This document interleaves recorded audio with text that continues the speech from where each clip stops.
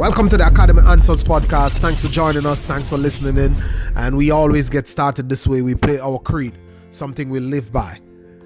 And that is, we don't worry, we work. We don't doubt, we believe. We don't make excuses, we hustle. We don't talk about it, we are about it. We don't follow, we lead.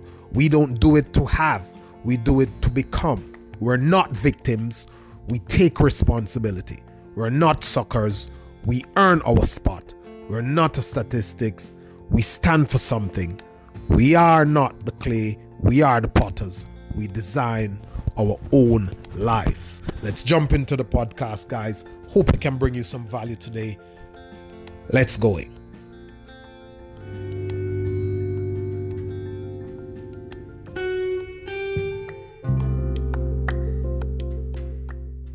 Hey guys, how you doing this morning? So I'm opening up this new series that I'm calling Motivation Sunday. Just something to get our week started. You know, Sunday is one of my favorite. It's my favorite day of the week. I love Sundays, and I never started out that way. There was a point in my life when I used to feel nervous and overwhelmed and just dejected on a Sunday, and I didn't know why, and I can hardly say I still know why, but there's this kind of pensive mood that Sunday brings on me, if that is the correct word, and it makes me reflect. And sometimes when I was going through a rough time in business and in life, and I never had enough meaning in my life as far as the way I think and the things that were happening around me, I used to go into negative reflection.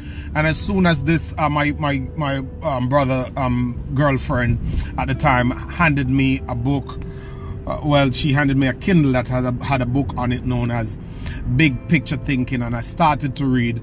And in 8 months after that, I read about 200 books, and I was just so engulfed in personal development and reading and understanding how we get motivated and the power of positive thinking and the whole concept of full potential and happiness and success. When I started to really dive into that, you know, my Sundays changed. So I want to help others to maybe realize that shift in their lives. You know, what we go through, and I'm a strong proponent and believer in this, that what we go through, we don't go through alone, or people have been through it before. There are people who will go through it at some point in their life. So if we can kind of provide a shoulder for people to stand on, then it will help them to probably avoid it or get out of it faster and better able to help their families. And remember that when we impact, we may change the world, not directly but indirectly. So we don't know who spoke to Mother Teresa or Gandhi, or who spoke to their parents so that their parents could instill that in them. We don't know who spoke to a Martin Luther King, who spoke to a Churchill. You know, we don't know who speak to a Jobs.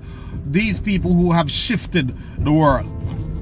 And because of that, we believe in the inordinate powers of the universe to bring things to us that may impact 25 years, 100 years from our lifetime.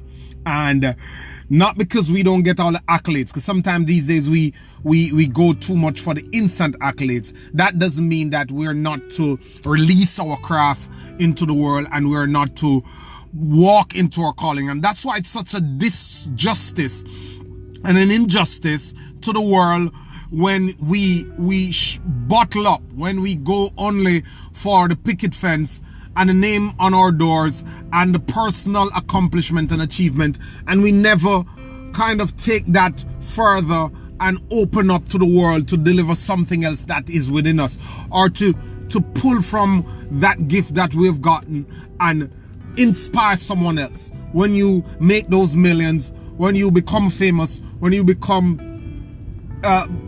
notable, to give talks, to contribute to a charity, to give back, to help someone, to inspire someone, to share your story. That is powerful, and we must not discount that.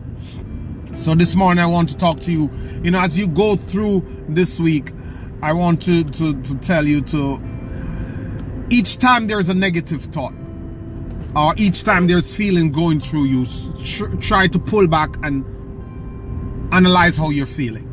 And if it's a negative feeling, if it make you feel overwhelmed, think of something that you can be grateful for. Think of something that, is in your life that is not in someone else's life, that you feel sympathy, that you feel empathy, that you feel sad for, and be grateful for that.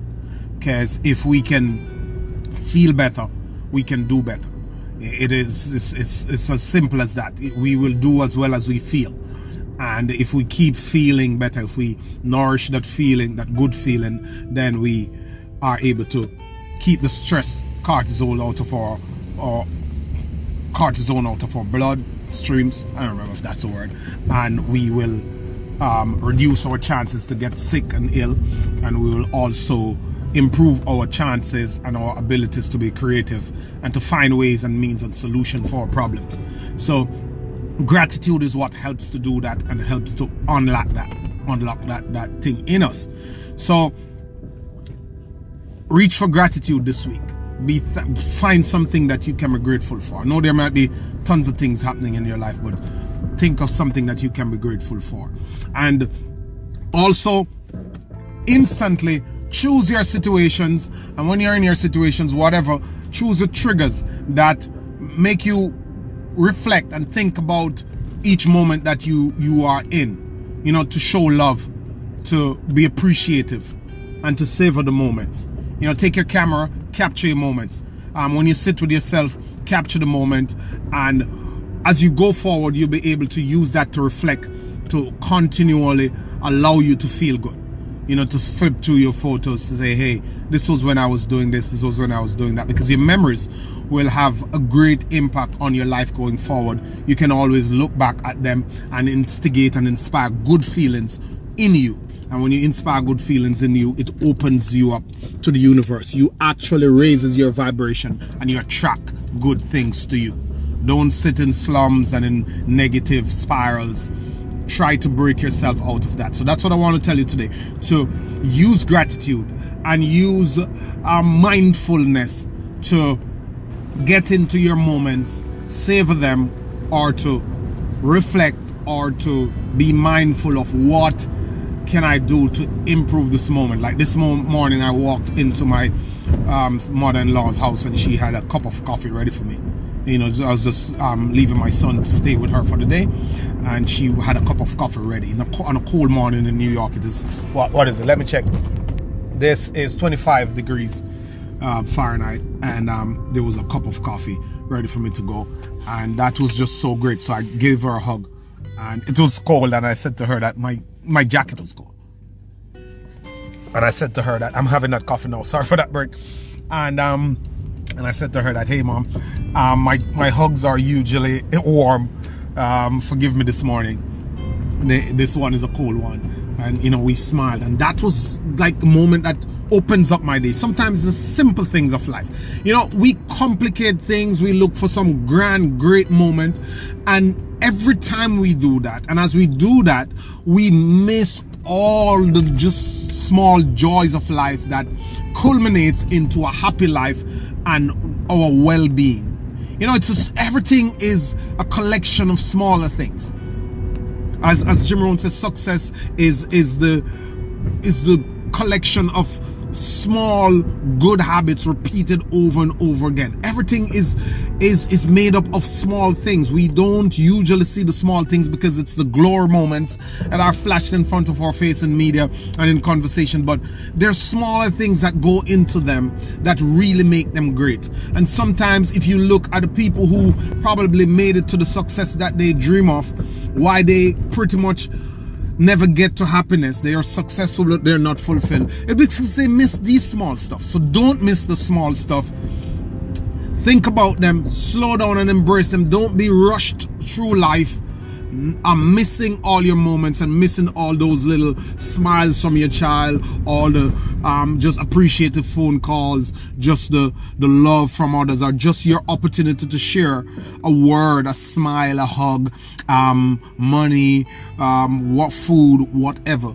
And just be mindful of those moments and be present in them. Don't always snap yourself but into a funk of always stressing and regretting the past and being anxious about the future while you miss the present, because the present is where life is, and if you miss now, then you miss life. It's as simple as that. So be in the now, be grateful, and just savor moments. Have a beautiful day, and if you have a moment, meditate for a minute. Don't think it is some religious, superficial, ridiculous, difficult routine. Just sit with yourself, listen to your environment for a minute, focus on your breath and feel your breath as it enters and leaves your body. You can do simple ones like in for 4, 1, 2, 3, in with your breath, hold it for 4 and release it for 4. You can count them, so those 3 4s can be in 4, hold 4, release 4. In through the nose, out through the mouth. Allow your stomach to expand as you inhale and deflate as you exhale.